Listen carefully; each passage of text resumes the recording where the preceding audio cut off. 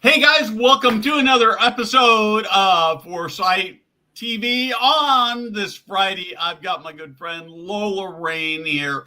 I think there are going to be some fireworks today.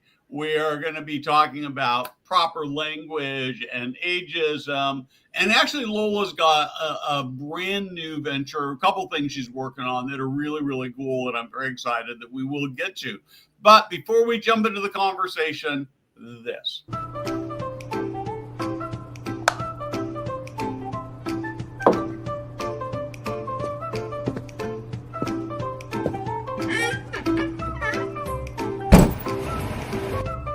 Hey guys, Steve Moran here.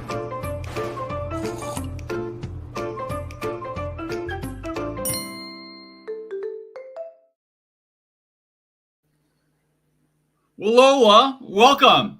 Hi, Steve. Let's jump right. Well, let's actually talk a little bit about who you are for just a second. I'd like to make sure a lot of people know you already. You've been around the senior living industry, the space for a long time. But just in case somebody's saying, "Who's that Lola Rain person?" Give us like the 30 seconds on who you are and what you're passionate about. So I've worked in senior living or been in the senior living space for about 15 years. My background is mostly in marketing, sales, operations of healthcare, housing, and enterprise technology. So I've worked for some tech companies as well. And I love working in senior living. I will not work in another industry. And I'm just very passionate about it. My favorite thing to do is to be with the residents. So each time I go into a community, I love to have a project that requires me to sit down with the residents. And like I have a project coming up next month where I'm doing focus groups at 4 life plan communities. So I get to actually hang out with the residents and ask them questions.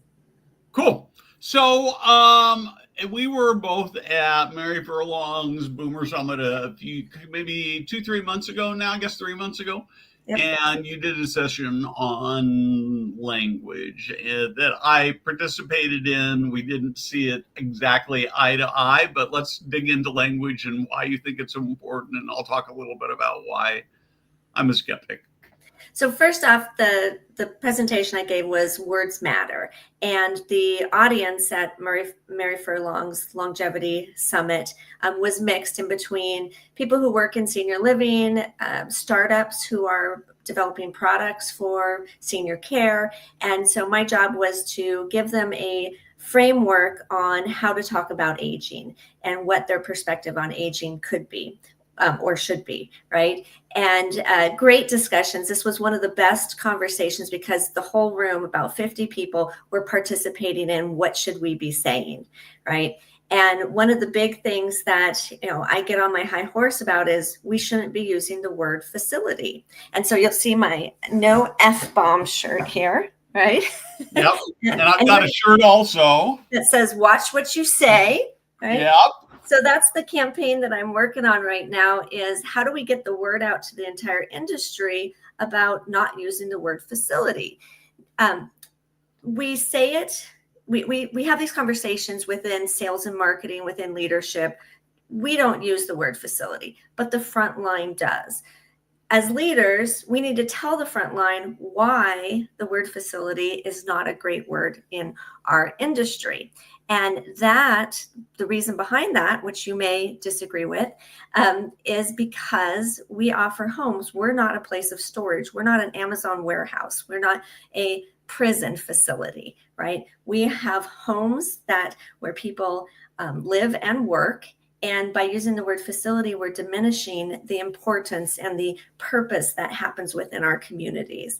So, Steve, I know you have a different opinion about this, so tell me about it. Okay, so let me start by this. So how about we just say, oh, they live in an old people's home. Is that any better? Because it's a home. It's a home, but when we use the word old people, how does that make somebody feel? Well, I don't know. They are old people, right? So how do you feel when somebody calls you an old man? I sort of say, well, I am. I rented a car a few months ago. I was in. I know that I'm going to get a lot of heat on this thing. Thank you, Jen. I just, Jeanette, I'm going to just, I know that I'm going to get a lot of heat on this. I'm practically alone here, but I rented a car and I was looking at the paperwork as I was driving out and waiting to check out through the gate. And it said, Steve Moran, male, 70 years old. And I thought, 70, that's really old. And of course, they put the age on no matter what it is. I mean, it wasn't age, it was just my age.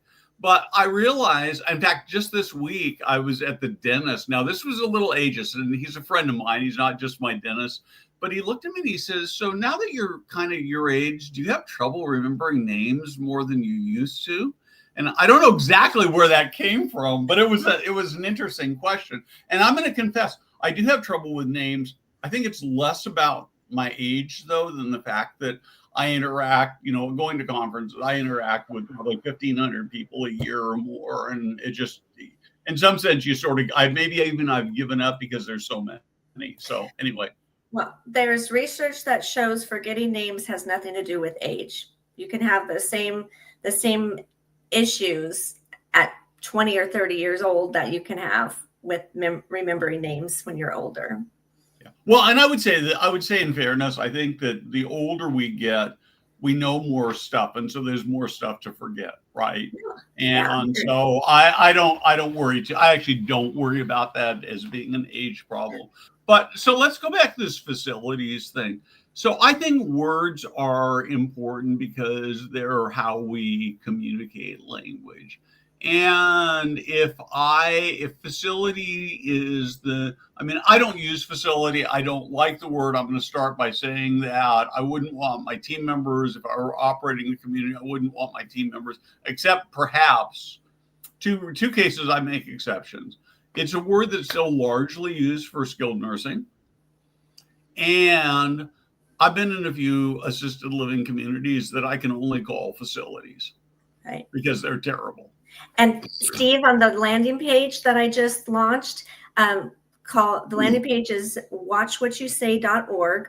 I actually put on that landing page that Steve Moran says that the F word is only used for places that you would never place your parent. Great. I have not seen that yet. I'm going to go find that. So, but as you know, First of all, I'm going to start by saying that I think that I've seen plenty of examples of ageism, but I think it's a way overblown problem. I think it's mostly a made-up problem, and I'm going to give you a couple of examples of why I believe this to be true. I've been sort of paying attention to it a lot, in particular the last few weeks. And so I can't remember what triggered this, but I went out to a bunch of my friends who, I went to college and high school with a very simple question. Do you feel like you're discriminated against because of your age? I had one person who gave me one very specific example. He's a retired school teacher.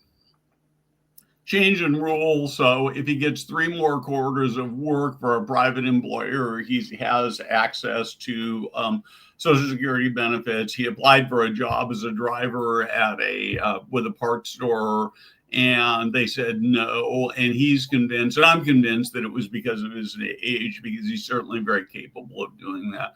But I just run into people at the out golfing, or I pulled into a parking lot at P.F. Chang's last week in Roseville, near where we live, and there was this couple who was parked right next to me, and they had to wait for me, and I sort of apologized, and I said, "Oh, it's all right. We're all retired now. We don't have anything to do." So I just asked them, and no, I don't have anybody saying, "Oh yeah, I feel discriminated." I actually, one 85-year-old lady at the golf course, she said, "Well, yeah, I got my daughter who tries to tell me what to do, but that's it." So I just think it's an overblown problem. So Steve, we've talked about this many times, and this is the reason why I'm launching a survey that I want to go out to 3,000 people to measure their it's a self-assessment survey to measure if they are champions of aging. And this is going to go out to senior living and healthcare providers, because what I'm hearing is a lot to do with healthcare. Of when I go to the doctor dismisses me or hurries me or is not listening or doesn't even look at me. Right? These are some of the things. I even went to the doctor with my father, and my father had told me when he was 72, 73, he didn't feel old. It wasn't until he turned 75. And since then, he's been talking to his buddies about how even waitresses at the restaurants aren't looking at them. Their doctors aren't looking at them. And so there's some small nuances that I think that, maybe you haven't experienced yet. Will you experience it? I don't think everybody does. So the question I would argue is that I think there are a lot of people who are in their 30s and 40s and who go to the doctors and they don't get looked at, and they don't get treated with respect. So how do you actually, my question is how do you actually know that it's because of age or it's just because the professionals are jerks? Because I think that right now we live in a world, I think two things. I think right now we live in a world where people aren't very respectful of each other. The other thing that I worry a lot about is that we have been programmed to be offended. And so I've got two people on my team, one's 70, one's almost 90. They are great at what they do. They're amazing. They're at their top of the game. I also have some friends in their 50s and 60s who are out really struggling to find jobs. And they would tell you it's because they're older. I wouldn't hire them, not because of their age. I wouldn't hire them because they're not very, very competent, that they've stopped growing. And yet, if you were to ask them, I guarantee they'd tell you that it was because of their age. And so the self-identification, you go to somebody, well, have you ever been discriminated as a job because of your age? Oh, yeah, I have. Well, you don't know whether that's true or not. Well, I'll tell you, age discrimination happens at any age. I was a 19-year-old parent and I looked 13. And you should have seen the looks on people's faces when I had my baby in a stroller walking through the mall. They were just aghast by the fact that I looked so young and I was a parent. Now, yes, I was a young parent, but that to me was a form of ageism, right? Or just, it felt uncomfortable. It felt icky that people would look at me like that. But then on the other side, was I projecting? Was I assuming they were looking at me like that, right? So yes, your assumption that we're programmed to be offended is true, because I'm sure you've met people who are always saying that, oh, look at that. This is what that meant. And they have no idea if it meant that or not. We're putting a meaning behind something that we often have to ask, when you did that or said that, here's how I interpreted it. Is that what you meant? Right. So better communication. But going back to people being kind of mean, I think that we could be more kind as a society. And it starts with awareness. If you want to be kind to people, regardless of their age, you first have to become aware that you're not so kind, right? Because you may be in a hurry. You may be in a hurry. Yeah. So a big part, one of the things I hear a lot when I see people talking, I'll give you two examples of things that really drive me crazy. The first is that it's not okay. Actually, I'm going to go hit three very quickly. It's not okay to do jokes about aging. One of the ways we deal with hard situations is to find ways to laugh about those circumstances and joke about them. I rarely find a joke about growing old to be offensive. I probably have had some. Mostly I find they're funny because they have truth behind them. The second thing is I saw a post recently that somebody had talked about how it described as aging, introducing an older person and saying, well, they used to do something. I actually think that's fine, because I used to do lots of things that are I used to be a ski patroller. I used to run a high school, big high school church group. I used to ski patrol. I used to teach flying. All those things are a big part of who I am today, even though they're not things that I do.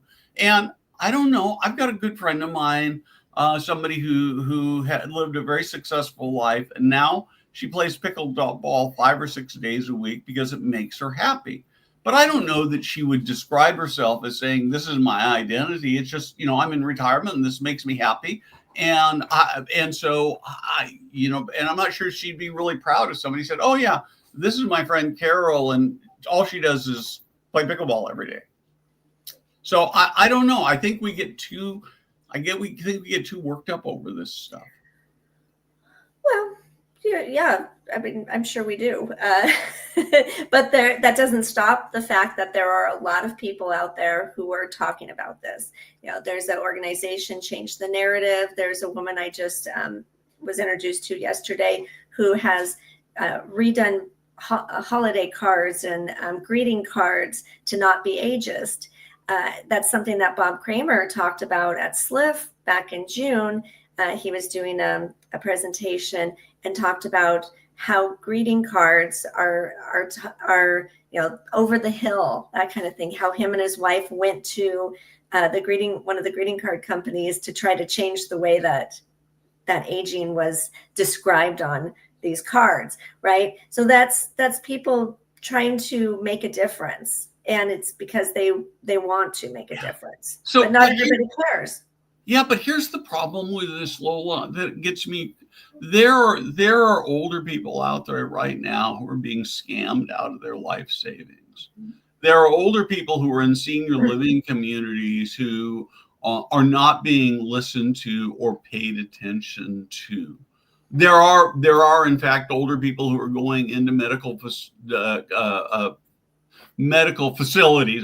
Sorry about using that word. They're using medical places, and they are not being treated well. The flip side of that, I will tell you, is that, as you know, I'm my 92-year-old stepfather who was living with us just recently, and we've had a number of people in from hospice. We had paramedics in because he took a fall and we couldn't get him up. And the flip side of that is that because they've been so programmed to not be ageist, they're asking him questions as if he's competent when he's not. Right. And so I've got an article coming out sometime next week where I address the fallacies that I see in ageism. And here's the other problem. I mean, you want to treat everybody with dignity, but I have to tell you, I'm coming back to my 92-year-old stepfather when he doesn't take a shower because he doesn't feel like it. Mm-hmm. I have to go tell him to take a shower. That's not adult behavior, but he's compromised. And so we've got to look at this more realistic about what's reality, because as my friend Jack Cumming, I know he'd let me quote him. We were talking about this morning on our team meeting. He said, the truth of the matter is getting older sucks. Mm-hmm. It does. And we try to pretend like it doesn't suck. And there are lots of things I like about my life at 70, but there are lots of things I can't do anymore. Mm-hmm. Well, and there's lots of things that suck about our lives in over the entire lifespan. I mean, think about times that you have to deal with changing a job or having a conflict with a spouse, getting a divorce, your kids not talking to you. I mean, there's just a million things that happen during our lifetimes that suck. And when I think about even the word carer, we call them family caregivers, and Great Britain, they call them carers, which seems more normalized, right? And here, if you're caring for a loved one, it's more like you get this response from people, oh, I'm sorry. But in some cultures, your grandma living in the house and helping to cook dinner is just normal. There's no sorry about it. Right, but the flip side is I'm a family caregiver, and to me, it doesn't mean just that. It also means changing catheter bags and getting pee on my hand and dealing with BM and all those kinds of things. And it's, in one hand, it is an honor to be able to do that, to be able to take care of somebody who has been a big part of my life since I was in my early 20s or late teens. But I'm not going to pretend and say I get great joy out of doing it. I do it because it's the right thing to do. It's the honorable thing to do. It's what I'd want done for me. I recognize that, my daughter or my son or their children are probably going to have to do it for me when in another 20 years. Right. It's a cyclical thing. within It is. families. And I'm kind of similar to you, that I have a mom with dementia, that I'm not a hands-on caregiver, but I'm her power of attorney. And so I'm talking every week with her doctors, and we just had to have her stop going to the day center, and I'm talking to her care providers on a weekly basis, and it's not fun, and it's sad to see my mom change. And I feel thankful that we have a trusted place where people who are qualified to care for her are taking really good care of her. But it's, the whole parent thing. And I do have to tell you, when I was I thought I was going to move her from a 5-bed care home into a regular memory care community. And I went into one place, and it was so disgusting. It smelled so bad, and not just from urine and feces, but from chemicals trying to cover up those smells. And I walked out there, and I said to myself, oh my gosh, this is a facility. Like, I heard you in my head. I heard your voice in my head. I was like, that's what Steve was talking about, right? But until you see it, you don't believe it. Yep. Yeah, no, it is. And I mean, we've got senior living is so good for so many people. I just, I worry sometimes that I get negative, because I'm actually a huge fan. I also see great opportunities to make it better. But for many people, even for my stepfather right now, he is in this wonderful, again, it's a residential place, but they are doing an amazing job. He doesn't necessarily, and here's where it becomes very difficult, right? And you experienced this with your mom in the nursing home, right? In his case, he actually doesn't like it as well as when he was living at home, because they're taking better care of him. He's more alert and more aware more of the days. And so the dementia and the anxiety that goes with that comes out more than it did when he was living with us. Right. And you had the opposite, right? Yeah. Right. When my mom was recovering from a broken hip and she was in skilled nursing, she loved it. I couldn't stand it, but she loved it because nobody bothered her. She could just lay in bed all day long and watch TV. But, living in a care home, I instruct the caregivers, you got to get her up every day, get her dressed. She eats dinner, breakfast, lunch, dinner at the dinner table with everybody else, right? She's got to live a normal life, but she would prefer to lay in a bed all day and watch TV, which I guess if she was living at home by herself, if she had that ability, then that's what she would be doing. So am I forcing her into a different lifestyle than she would choose for herself? Yeah. So is that a form of ageism for you to insist that that's done, right? I mean, it's an interesting question. I absolutely believe I'm ageist against both my parents. And I think that is absolutely normal for children to do to their parents. Well, and I think that this is where you and I would agree that we have to be practical about that. And that's why I get really nervous about so many of the people who are older and who are talking about this big ageism problem are people that are doing exactly what they want to do, and they're making a big impact on the world. And so it seems a bit ironic that they would say, well, I haven't really experienced it, but it's that thing out there, and maybe it's just not that big, and maybe we need to do a better job of saying, there are lots of good things about being older. I'm glad I'm alive and I'm in good health, but there are lots of things that aren't so great either. But the alternative is a lot worse. Right. Well, and that's why I'm only tackling one word right now. Good. The F word, Great. right? Okay. And I'm tackling it in our industry because we talk about it all the time, but we do nothing about it. It's one of those stagnant things that everybody talks about it, but nobody does anything about it. So let's just gather together and stop using the F word. I love it. So let's talk a little bit about, you're working on sort of a new business venture that I'm actually really excited about, that I think is really important for the industry. So let's talk a little bit about what you're doing and the philosophy behind it, the problem you're solving. Sure. So after 15 years in the industry and working in multiple different departments for different types of organizations, My skill set really is, I'm an analyst, right? I can go in, look at a situation, and work on solutions. And so I develop strategy. And, I used to be a strategist for Senior Living Foresight, which was one of my favorite jobs, working with Steve here.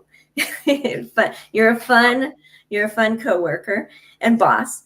And so what I've done recently is looked at, okay, here's my skill set, and my desire is to help as many communities out there, because what does that do? That helps more older adults live their best lives.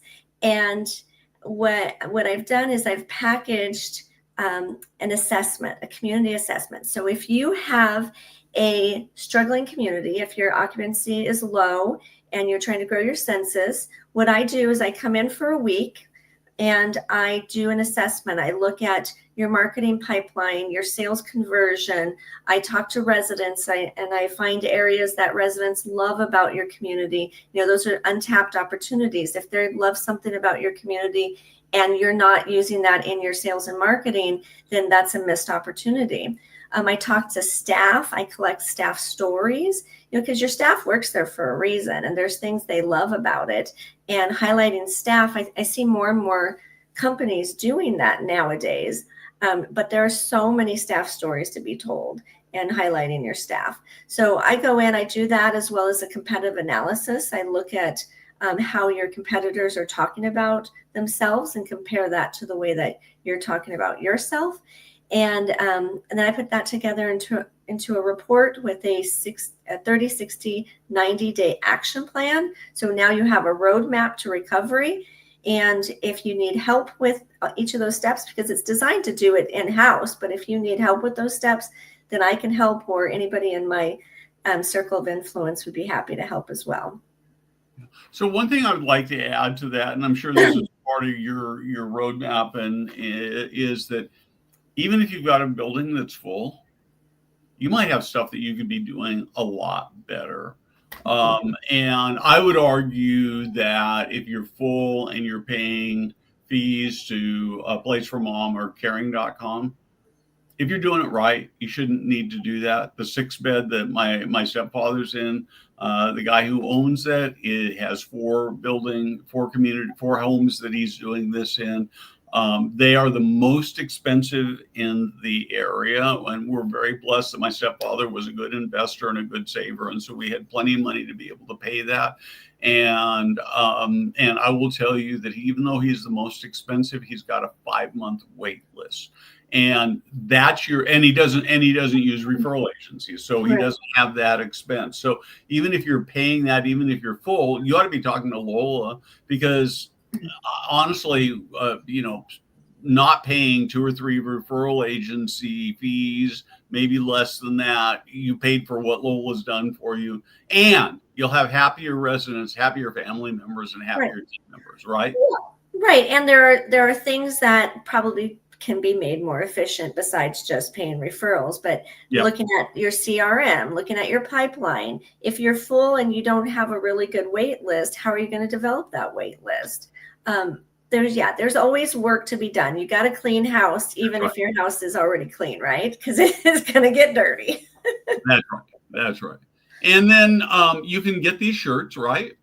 Right. So if you go to my website, which is on the screen right here, watchwhatyousay.org, there's a form on there. Fill it out. Take the pledge that you're no longer going to use the word facility, and you can order a shirt right there for free.